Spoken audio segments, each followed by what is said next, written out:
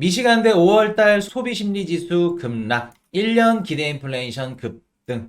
자, 지금 보시면 이제 미시간대 5월달 소비자 심리지수, 요거를 봤을 때 이제 뭐 기대 인플레이션이 올라갔는데, 최근에 물가가 살짝 뭐 떨어지는 지표도 보여줬지만, 물가가 또 올라가는 지표도 보여줬죠. 근데 이제 국민들 입장에서는 소비자 심리 지수가 조금 이렇게 좋지 않다는 겁니다. 그 뜻은 앞으로 물가가 올라갈 것 같다라고 예상을 하는 것 같아요.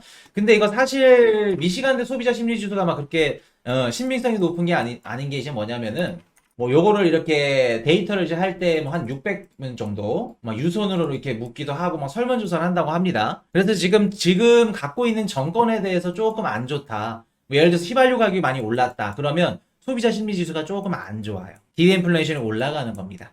말 그대로 그냥 소비자 심리 지수이기 때문에 우리가 요거를 갖고 뭐 지금 미국의 경제가 좋고 소비 뭐 물가가 올라가고 판단하기는 이르다. 근데 지금 미국 국민들은 당연히 좋지 않게 생각을 한다. 또 요거를 보고 또 뭐를 우리가 유추할 수 있냐면 최근에 좀 휘발유 가격이 많이 올랐다가 빠졌죠. 그런 부분들이 아직까지도 좀 작용을 하고 있구나. 라는 부분들을 우리가 알 수 있다. 그렇게 보시면 되겠습니다. 그래서 1년 기대 인플레이션은 급등했다. 좋지 않게 나왔다는 거. 자, 뉴욕 증시 미국 4월달 CPI 발표 또 예상치 웃돌지 촉각. 자, 이번 주 좀 중요한 지표들은 뭐가 있냐면 설명을 좀 해드리면 일단 화요일날 PPI 발표 있죠. 생산자 물가지수. 그리고 수요일날 CPI 있습니다. PPI보다 CPI가 더 중요하겠죠. 그래서 이번 주 수요일날 발표되는 미국의 CPI가 굉장히 중요하다. 우리 방송하면서 하네요. 이거 지켜보시면 될 것 같아요. 그래서 제가 CPI가 이번에는 좀 높게 나올 것 같습니다. 라고 말씀을 드렸었고, 헤드라인 CPI는 조금 높게 나올 것 같고, 근원 CPI는 조금 낮게 나올 것 같습니다. 라고 말씀을 드렸었죠. 그래서 아마 그대로 나올 가능성이 높아 보이는데, 잘 모르겠어요, 또.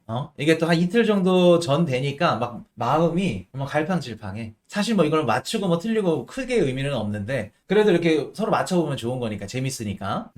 그래서 보시면은 이번에 우리가 좀 CPI를 봐야 될 게 뭐냐면은 작년 3월달, 4월달 물가가 상대적으로 높았습니다. 그리고 5월달, 6월달 물가가 상대적으로 낮았어요. 그럼 우리가 항상 CPI는 전년 동기 대비이기 때문에 기저효과가 작용을 하죠. 그러면 이번 달까지 발표되는 물가는 기저효과가 적용이 된다는 겁니다. 그리고 다음 달부터는 기저효과가 적용이 안 돼요. 그럼 미국 정부 입장에서는 이번 달까지 발표되는 지표를 최대한 어떤 수를 써서라도 물가를 낮춰야겠죠. 그리고 다음 달도 낮추려면 지금부터 슬슬 낮춰야지. 그래서 1분기 때 정부 지출을 줄였고 또 어땠죠? 지출을 줄이면서 성장률이 낮게 나왔고 고용 지표들도 깨지는 모습을 보여줬죠. 그래서 미국 정부가 이런 마사지에 들어간 이런 것들 이게 다 의도된 거다. 그렇게 보시면 될 것 같아요. 그래서 아마도 이번 달에는 조금 휘발유 가격이 좀 적용 안 된 게, 그게 이제 문제입니다. 저번 달에 CPI 발표될 때 휘발유 가격 상승분이 조금 많이 반영이 안 됐기 때문에, 이번에 좀 반영되지 않을까. 평균치니까. 만약에 저번 달에 반영 안 됐다. 그러면 이번 달에 좀 많이 반영이 되는 거예요. 그렇기 때문에 헤드라인 CPI는 조금 높게 나올 것 같은데, 또 근원 CPI는 또 빠질 거란 말이지. 왜냐면 1분기에 미국 정부가 지출을 줄였어. 그러면 자연스럽게 앞으로 발표되는 2분기에 CPI나 뭐 물가 지표들은 당연히 줄여야겠죠. 당연히. 자, 볼게요. 1분기에 미국 정부가 인위적으로 정부 지출을 줄였어. 지방에 있는 일자리도 줄일 거고요. 정부에서 지원해주는 이런 유동성도 다 줄일 거고요. 지원금도 줄일 겁니다. 그러면 중하위권 계층들, 조금 이렇게 못 사시는 분들은 정부에서 일자리도 줄고 지원도 줄어. 그럼 이분들 소비가 어떨까? 소비가 당연히 줄어들겠죠. 그리고 일자리도 줄어드니까 최근에 발표됐던 뭐 신규 실업성 청구 건수라던가 비농업 고용 지표라던가 이런 것들이 다 감소되거나 실업자 수가 증가하거나 실업률이 튀거나 그렇게 발표가 됐죠. 그럼 자연스럽게 1분기 때 정부 지출을 줄였으니까 2분기 때 어떻게 돼요? 자연스럽게 미국의 소비 지표가 꺾여야겠죠. 꺾이면서 물가도 같이 둔화가 돼야겠죠. 요거를 우리가 보셔야 됩니다. 근데 이번 달이 애매하다는 거예요. 다음 달은 아마 꺾일 확률이 높은데 이번 달 같은 경우에는 뭐 기저효과도 있고 그리고 또 최근에 막 올랐던 뭐 원자재 가격도 있고 이런 부분들이 있기 때문에 이번 달 지금 15일 날 발표된 CPI가 참 어렵다는 거 아마 다음 달부터는 꺾일 확률이 높습니다. 그렇게 보시면 될 것 같아요. 그래서 15일 날 발표된 CPI에 따라서 시장이 위아래로 움직일 겁니다. 이렇게 되는 거죠. 예를 들어서 CPI가 높게 나와. 근원 CPI도. 그러면 시장 참여자들이 지금 어떻게 생각해요? 시장을? 야, 연준 골디락스네. 미국 재무부 제니 옐런 누님까지 나와서 시장 띄우기 하네. 경제 성장률이 꺾여줘도 어떻다? 유동성을 풀고 주식을 들어 올리려 그러네. 근데 물가가 높게 나왔어.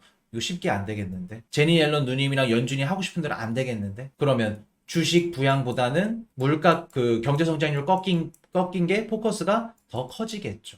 그럼 골디락스가 슬슬 사그라들고 경제 성장 둔화에 포커스가 맞춰지는 겁니다. 반대로 CPI가 떨어졌어. 물가가 빠졌어. 그러면 야 역시 연준 말대로 되네. 재무부 말대로 되네. 금리 인하 보태서 주식 띄우겠네. 시장은 더 한 차례 반등이 나올 수 있다는 거. 그래서 15일날 CPI가 어떻게 나오는지 따라 이게 굉장히 중요합니다. 만약에 뜨뜻미지근하다 예상치대로 나온다 그러면 크게 반응은 없을 거예요. 자, TSMC 4월달 매출 2,360억 대만 달러, 전년비 대비 60% 증가. 자, 그래서 TSMC 또 주가가 좋게 나오면서 야 실적 좋다. 반도체도 그렇고 AI도 좋고 각종 이런 기업들 주가가 쭉 상승을 했다는 거. TSMC 뭐 잘 나가죠. 자, 요거는 뭐 저번에 보여드렸던 건데 GDP 나우 2분기 성장률 4.2% 상향, 시장 전망 크게 상해. 그래서 지금 요 지표만 봤을 때 야, 물가도 빠지고, 그리고 성장률도 다시 오르고, 이거는 골디락스가 아닙니다. 골디락스가 아니라 이건 뭐라 그런다? 경기 호황이라고 합니다. 요대로 나온다고 하면. 그래서 요거, 우리 시장이 어떻게 받아들이는지, 그리고 어떻게 속보치기 때문에, 아직까지는 모릅니다. 자, 친기업 프랑스의 아마존 12억, 화이자 5억 유로 투자. 자, 보겠습니다. 우리 저번 시간에 EU에 대해서 한번 배웠었죠. 지금 EU가 어떻다? 유로권 내 국가들끼리 지금 사이가 어떻다? 헝가리가 중국이랑 막 사이좋게 지내고, 배터리 공장 막 짓고 있고, 폴란드도 막 기웃거리고, 그리고 그리스가 독일한테, 야, 너네 경제 성장률 왜 이렇게 낮아? 섬이라도 팔아라, 그러고 있고, 지금 EU 상태가 어떻다? 안 좋다. 제가 예전에 말씀드렸던 거, EU는 분열될 가능성이 굉장히 높다. 제2의 브렉시트. 영국 꼴이 날 가능성이 높다라는 말씀 드렸었죠. 그 중에 프랑스, 독일, 서독이라 하면 안 되겠다. 서쪽에, 서유럽 쪽에 있는 국가들, 좀 잘 사는 국가들, 얘네들은 미국 쪽에 좀 가깝다고 말씀드렸죠. 당연히 가깝게 지내니까 어떻게 돼요? 아마존이 됐던, 뭐, 화이자가 됐던, 미국계 기업들한테 투자를 뒤집어지게 받는 겁니다. 노선을 제대로 탔다는 거. 그래서 잘 사는 애들은 이렇게 타고, 조금 못 사는 애들은 헝가리나 이런 쪽은 지금 중국이랑 기웃기웃 거리고 있죠. 그래서 지금 유럽의 분열이 이렇게 일어나고 있다는 거. 자, 독일 징병제 부활 추진, 여성도 의무 복무 논의. 요게 왜 일어날까? 이게 의미하는 이유가 뭘까? 이 기사가 의미하는 게. 독일 징병제 부활 추진이래. 우리가 대표적으로 일본이나 독일 같은 경우에는 이제 그 징병제를 할 수가 없죠. 헌법에 어떻게 됐죠? 일본은 이제 개헌을 됐으니까 바뀐 거고. 전쟁을 일으킬 수 없다. 전범 국가였기 때문에. 근데 미국에서 뭐라 그래요? 야, 우리 형제라고 해놓고서는 너네 무슨 도움도 못 해주고, 일본 너네 우리랑 형제야? 공격도 못하고, 우리가, 만약에 누구한테 두드려 맞아. 도와줄 수 있어? 도와주지도 못하면서 어떻게 형제야? 그러면서 개헌을 실행했고, 일본도 이제 자위대가 어떻게 되죠? 출전할 수 있도록 전쟁이 가능하게끔. 그런 식으로 구조가 바뀌고 있죠. 자, 독일도 징병제 부활을 추진한다고 합니다. 이게 무슨 뜻일까? 징병제 부활하는데. 일단 미국 입장에서 그동안 뭐 나토를 포함해서 국방비라던가 이런 것들을 계속해서 EU한테 밀어줬는데 독일이 징병제를 부활해서 국방비에 예산을 편성한다고 하면 미국 입장에서 어떻다? 당연히 좋겠죠. 그리고 무기도 팔아먹을 수 있고. 트럼프가 항상 하는 얘기 뭐예요? EU 너네한테 국방비 받겠다. 너네는 무슨 국방비 예전에 뭐 전 세계 1차 뭐 2차 다 유럽에서 일어났기 때문에 유럽 국가들은 전쟁에 아주 그냥 진절머리가 나. 그러다 보니까 어떻게 돼요? EU로 한 개를 구성원으로 묶고 전쟁을 안 했죠. 그러면서 나토라던가 이런 이제 구성원들이 진행이 되면서 국방비를 아낄 수 있었는데 그게 깨진다는 겁니다. 그럼 우리 저번 시간에 배웠던 거랑 연결이 되죠. 독일이 징병제를 부활하면 누가 가장 무서워할까? 두려워할까? 독일이. 동유럽 국가들. 그리고 독일과 사이 안 좋은 국가들. 엊그저께 그리스 그런 국가들. 독일이 징병제를 부활한대. 그러면 유럽 내에서도 어떻다? 당연히 독일과 사이가 안 좋은 EU 내에서 이런 국가들도 군비 편성을 해야겠죠. 예산을 넣어야 될 겁니다. 러시아도 마찬가지고. 이런 식으로 들어가는 거예요. 이해되셨나요? 지금 독일이 징병제 부활을 추진한다는 건 미국한테도 영향을 주는 거고 유럽 국가들끼리 EU끼리 지금 어떻다? EU 내에서도 좋지 않다. 그럼 자연스럽게 붙던가 아니면 좀 틀어지던가 그런 식으로 가는 겁니다. 그래서 우리가 저번 시간에 배웠던 기사와 요 내용이 지금 연결되는 거예요. 그래서 여성까지도 의무 복무를 논의 중이라 이 정도면은 딥하게 들어가는 겁니다. 폴란드도 그렇고. 그래서 예전에 이제 나치를 조금 연상케 하는 그런 지금 상황이다라고 보시면 될 것 같고, 자, 이라크 오펙에 등 돌리고 중국에 석유 몰아준다. 이것도 예전에 한번 말씀을 드렸었는데 오펙 플러스 있죠? 얘네도 깨질 가능성이 굉장히 높습니다. 오펙 플러스도. 예전에 한번 말씀드렸던 것 같아요. 아마 기억은 안 나실 건데 오펙 플러스도 나중에 깨질 가능성이 굉장히 높은데 누구 때문에 깨지냐? 결국 미국 때문에 깨집니다. 미국 때문에. 그리고 미국이 아니어도 오펙 플러스 안에서 경쟁 때문에. 예를 들어서 뭐 사우디든 러시아든 경쟁이 붙어서 깨질 확률이 굉장히 높을 거다. 오펙 플러스도. 그래서 지금 보시면은 오펙 등 돌리고 뭐 중국에 석유 몰아준다. 이런 식으로 각자 이제 힘드니까 살 길을 찾는 겁니다. 그래서 또 중국은 석유를 받아가면서 중동의 이런 좀 지정학적 이런 뭐랄까 입지 계속해서 넓혀가는 거고 중국이. 그래서 이런 부분들 우리가 캐치하면 좋다는 거 말씀을 드리고, 자, 미국 유권자 58% 바이든 경제 정책에 반대, 물가가 발목 잡나. 요거 기사를 갖고 온 이유는 여러분들은 어떤 대통령이 이번에 미국 그 대선에 당선될 걸 생각하세요? 바이든도 있고 트럼프도 있고 누가 당선될 것 같나요? 11월 달에 11월 달까지 한 5개월, 한 6개월 정도 남았으니까 그때까지 아마 뷰가 저도 바뀔 것 같은데 지금 드는 생각은 트럼프. 트럼프. 저도 그래요. 저도 트럼프가 될 것 같습니다. 그래서 트럼프가 되면은 코인 시장에 어떤 영향을 줄 거고 전 세계 자산 시장이 어떤 뷰로 갈 건지 지금도 계속해서 분석하고 계속 바뀌었다, 틀었다 바뀌었다 하고 있는데 바이든도 있네.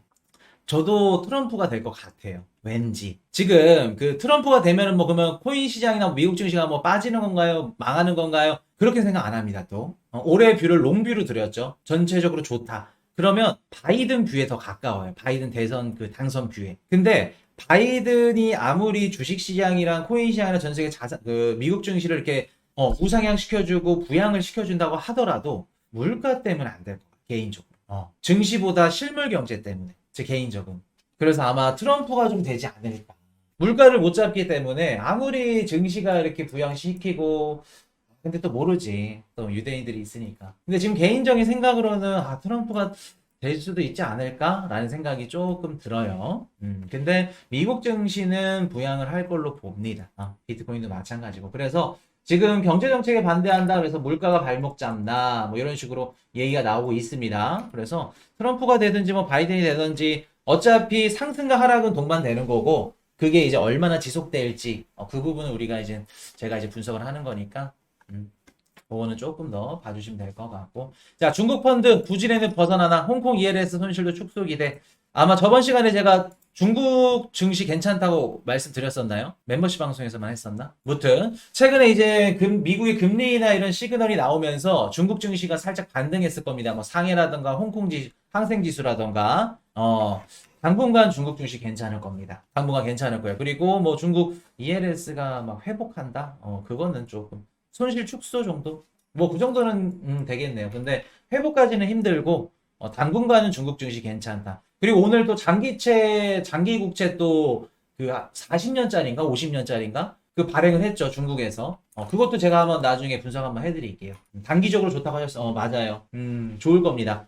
좋을 건데 중국이 지금 유동성 공급도 장기채를 지금 찍어서 공급을 했기 때문에 단기적으로 좀 좋을 걸로 봅니다. 그래서 중국 증시에 지금 반등, 뭐 크게 반등은 아니고 어느 정도 반등이 오는. 자, 다시 비트코인보다 5배 올랐네. 다시 불붙은 AI 코인. 자, 제가 요걸 갖고 온 이유는 뭐냐면 우리 코인 이슈 방송을 뭐 최근에 보셨던 분들도 계실 거고 뭐 늦게 보신 분들도 계실 거고 가끔 보신 분들도 계실 건데 뭐 하라는 대로 안 하셔도 되니까 만약에 내가 알트코인을 주울 거다 그러면 올해에는 섹터 맞게 섹터별로 좀 주우세요. AI 좀 많이 가져. 올해 뭐 미국 증시든 코인판이든 AI는 무조건 하나씩 가져가세요. 엉뚱한 거 막 밈 같은 거 막 이런 유튜버들 막 다른 유튜버분들 막 코인 분석가분들 그런 분들이 찝어주는 거 하지 말고 그냥 무난하게 이왕 하실 거면. 그래서 올해는 굉장히 테마를 잘 골라야 된다. 어떤 코인들이 올라가고 그 테마 중에서도 어떤 코인 상승률이 가장 높을지 이런 것들을 가장 잘 분석해서 들어가셔야 됩니다. 그냥 이거 좋을 것 같아요. 아, 이거 살 것 같아요. 이거는 뜰 것 같습니다. 이건 감이 좋아요. 2017, 2021년도처럼 그렇게 주먹구구식으로 잡으시면 안 돼요. 코인 투자분들. 다시 돌아오신 분들. 올해는 다릅니다. 24년도에는. 유동성이 한정적이에요. 자, 갑자기 코인 세금 고지서 내년 아니었어. 자, 요것도 제가 누누이 말씀드렸던 거죠. 제가 해외 거래소 반드시 가입해서 쓰셔야 된다. 그리고 블록체인, 디센트 월렛, 블록체인 지갑 반드시 쓰셔야 된다. 왜 이렇게 말씀을 드렸었죠? 쓰셔야 되는 이유 중에 하나? 최근에 들어오신 분들이 뭐 해외 거래소 너무 어려워요. 블록체인 지갑 너무 어려워요. 안 쓰면 안 되나 코인이시니 물어보시는데 이건 선택이 아닙니다. 저한테 뭐 그렇게 물어볼 필요가 없어요. 왜 써야 된다고 말씀드렸었죠? 제가 2017년도, 18년도에 국내 거래소에서 에어드랍을 받았었는데 그 에어드랍 받은 금액에 대한 소득세를 냈습니다. 소득세였나? 무슨 세였던 것 같은데 하여튼 세금을 냈어요. 세인 모르겠어. 소득세였나? 자세히 기억은 안 나는데 해킹도 있지만 세금 관련해서도 우리가 콜드월렛이나 해외 거래소를 반드시 갖고 계셔야 됩니다. 그리고 에어드랍을 받더라도 저는 국내 거래소에서 에어드랍 받는 거 추천 안 해드려요. 그래서 뭐 어차피 콜드월렛을 사면 거기다 넣어놓고 또 다시 들어올 때 신고해야 되지 않냐. 그냥 기본적인 단순하게 그냥 1차원적으로만 생각하시는 분들이 계시는데 그렇게 생각하실 거면 그냥 뭐 세금이고 뭐 그냥 아예 내세요. 당연히 수익이 있는 데는 세금을 내야죠. 근데 우리가 조금 더 공부를 해서 이왕 투자하는 겸 절세를 하면 좋죠. 탈세하시면 안 됩니다. 세금은 내야죠. 그렇기 때문에 반드시 해외 거래소나 어떻다? 디센트 월렛 같은 이런 콜드 월렛은 반드시 갖고 계셔야 된다는 거. 자, 비트코인 ETF 플로우 테이블. 자, 비트코인 ETF 얼마나 들어왔는지 한번 볼게요. 12.4 유출이네요. 5월 10일 날 유출입니다. 그래서 뭐 12.4, 5.3 이런 식으로 들어오는데 GBTC가 많이 빠져나갔네요. GBTC가. 근데 블랙록도 안 빠져나갔을까? 블랙록이나 피델리티 얘네들 일부러 좀 넣는 것 같아. 지네 돈으로. 느낌이 쎄합니다. 근데 뭐 봐야죠, 뭐 우리가. 5월 10일 날 쭉 빠졌다는 거. 자, 일정 한번 짚어드리겠습니다. 자, 5월 14일 미국 생산자 물가지수. 미국의 기업들이 어떻게 만드는지 생산자 물가지수 14일 날 발표가 되고 내일 발표되네요. 요것도 살짝 시장에 영향을 주겠지만 가장 중요한 건 소매 판매 CPI 요 두 가지가 중요합니다. CPI가 아까 말씀드렸듯이 높게 나온다. 그러면 시장의 분위기가 어디에서 어디로? 골디락스에서 뭘로 바뀐다? 경기가 둔화된다로 바뀌고 그리고 낮게 발표가 된다. 그러면 기존 뷰대로 쭉 가는 겁니다. 그래서 반등이 나올 수 있다는 거 CPI. 16일날 미국 신규 실업상 청구 건수 크게 막 높아질 것 같지는 않습니다. 유전 소비자 물가지수 CPI 17일 발표되고 23일날 신규 주택 판매 30일날 국내 GDP 발표됩니다. 그래서 미국 GDP가 30일날 조금 높게 나오겠죠. 1.6 나왔으니까 1.8 아니면 2% 초반 이거보다 살짝 높게 나오지 않을까. 아무리 정부 지출 줄었어도 그렇게 봅니다. 그리고 5월 30일에 미국 근원개인소비 이거 중요하겠죠. 그래서 이번 달에 가장 중요한 지표 중에 하나가 뭐냐면은 소비자 물가지수, 뭐 GDP, 물가, PCE 지표, 요게 가장 중요하겠다. 5월 말. 요거 딱 발표되고 6월 13일 날 연중 금리 결정. 여기서 이제 이게 가장 많이 들어갈 겁니다. 5월 31일자 지표가. PCE 지표가. 그래서 아마도 31일이 가장 중요한 지표라는 거. 그래서 5월달, 6월달, 쉽지 않습니다. 쉽지 않다는 거 말씀을 드리고. 자, 이번 주 또 중요한 거 중에 하나가 뭐냐면, 미국 정부에서 발표를 한다고 합니다. 중국 전기차나 배터리, 반도체, 태양광 등에 대한 관세 인상 방안 발표가 있다고 해요. 그래서 지금 트럼프가 자기가 당선되면 중국차, 전기차에 대해서 60%를 때리겠다, 뭐 이런 얘기들을 하죠. 이러니까 막 국민들이 막 환호성을 질러. 바이든도 질 수 없겠죠. 그래서 전기차에 대한 뭐 관세를 거의 한 4배 가까이 인상한다, 인상할 예정이다, 뭐 언급을 하는데 4배 가까이는 힘들고 지금에서. 4배 가까이 하면 다 쓰러집니다. 다 쓰러져요. 2018년도에 트럼프가 당선이 연임을 못했던 이유 중에 하나가 뭐냐면, 농민들을 건드렸죠. 중국산 관세를 때리면서 미국에 있는 농민들을 건드렸기 때문에, 그런 부분들이 이젠 바이든은 머릿속에 있을 거예요. 그렇기 때문에 전기차 관련해서도 4배 가까이는 아니어도 조금 세게 때릴 거다. 그렇게 되면 이제 미국과 또 중국의 이런 무역 분쟁들, 그리고 관세 인상들, 이런 것들로 인해서 시장에 또 영향을 줄 수 있겠죠. 그래서 우리가 이번 주는 그런 부분들을 좀 지켜보셔야 된다.